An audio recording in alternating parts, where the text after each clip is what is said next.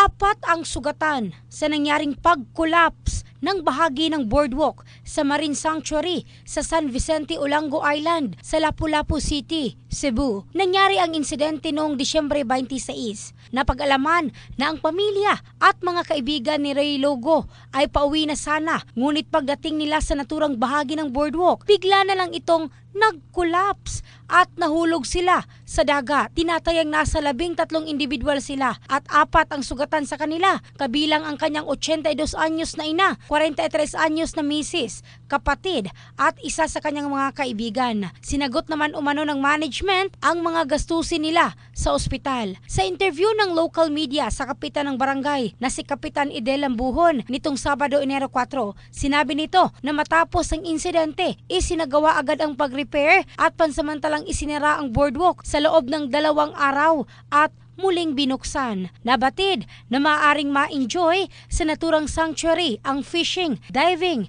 at swimming activity. In the heart of changing lives, ito si Michelle Craste ng Brigada News Philippines, the Music and News Authority.